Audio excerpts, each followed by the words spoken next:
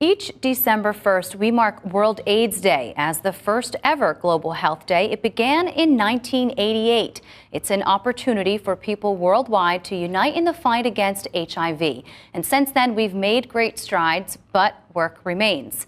Joining us now is Perry Halkitis. Perry, thank you so much. Dean of the Rutgers School of Public Health, to talk a little bit about this day. So 1988 is when it started. So why is it important that we continue to commemorate this day? Well, thank you for having me here. The battle against HIV and AIDS continues.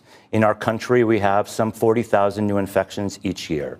And December 1st is an important day to think about the progress we've made, but also to honor the losses. The over 600,000 people who have died in the United States since the beginning of the epidemic, the over 35 million people who have died worldwide. So it's an opportunity to come together and commemorate and honor, but at the same time to look forward and unite and fight this evil monster that continues to exist. How does New Jersey stack up? I read that we're around 9th as far as the country goes. What does that mean numbers-wise? So there are 37,000 people in New Jersey of the close to 9 million people living in the state who are living with HIV. That's a high prevalence. When you look at the United States, the majority of the infections and people living with HIV are on the East Coast, New York, New Jersey, Georgia. And so in New Jersey, we struggle. We struggle with populations that continue to be infected: gay men, women of color, cisgender women, transgender women, and injection drug users. So what are the barriers? Because we do have, we are known anyway for our medical systems here, the outreach that we have for declining our rates. So what are the barriers then to getting to these populations? It's a really complex disease. And so if it was just about the transmission of a virus, the medications would solve our problems. But I have said over and over again that HIV is a socially produced condition as much as it is a virally produced condition. What do you mean by that? By that I mean that people who have marginalized lives, people who are discriminated against because of their race, because of their sexual orientation, because of their economic status, who experience stressors in their lives because of who they are more vulnerable to any disease, including HIV. And so you see HIV lodged in the populations that tend to be treated as fringe populations in our society. The social political climate right now adding to that? It probably is adding to it, the socio-political climate right now. One could argue that we've made huge advances in the rights of gay people in this country.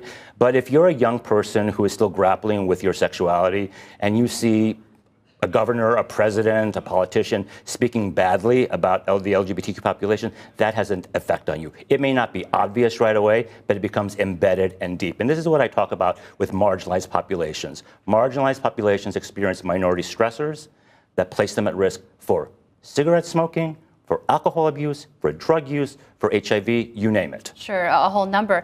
Something I want to ask you about, the CDC released new guidelines, not without controversy, of course, indicating that people who maintain an undetectable viral load of HIV have effectively no risk in transmitting the virus to a partner. How has that changed the conversation, and when exactly were these guidelines released? So we have had enormous breakthroughs in the last decade with biomedical advances. And this started as early as 1996 when the effective medications first came into place. But this last fall, the CDC released the U equals U statement. Undetectable equals untransmittable. And what that means is that a person who is detected to be HIV positive, who is on medication, who has suppressed virus, is unable, has 0% chance of transmitting the virus to a partner, even without the use of a condom. Now, interestingly, the Swiss said this in 2008. So we are like 10 years behind. But the efforts of the Prevention Action Campaign, Bruce Rickman, who's led that effort, has gotten the CDC to be on board with this, which is absolutely remarkable if you think about it. So all we had was a condom for a very long time. Right. Now we have treatments that are effective. Well, something that stems from that makes me think of some of the criminalization acts, cases that have been prosecuted for folks who have transmitted the virus. In fact, New Jersey is among one of the states with the HIV criminalization law.